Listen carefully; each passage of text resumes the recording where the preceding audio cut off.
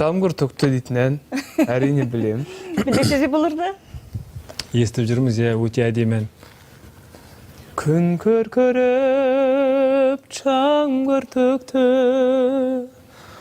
ошол күндер қайда кетті?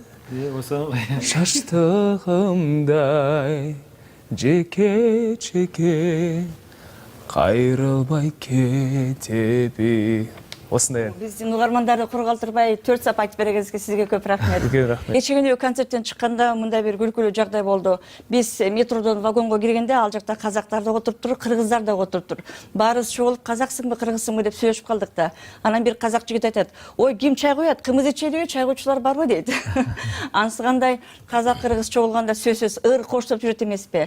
Балким сізде бір ырдап бересіздер. Қазақ қырғыз бір туған, әрине. Қазақтың даласында, қазақтың үлкен қалаларында, үйлерінде қырғыздың жырлары көптеп шырқалады, әндері көптеп орындалады. Сондықтан да енді мына жерде Түгелбай Қазақовтың сөзі жатыр екен. Сол бұл біздің репертуарымызда жоқ, бірақ тыңдап жүрген сүйікті әндердің бірі.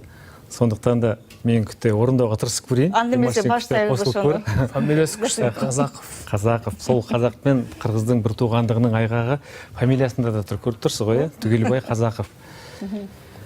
Жаңғыр төкті еш басылбай, біз келаттық көл чал болып, жол құрай көз ашырбай, бет алдымдан шамал соғып, күн күркіреп жаңғыр төкті, ошу күндер қайда кетті? Жаштығымдай жеке-жеге қайрылбай кетті.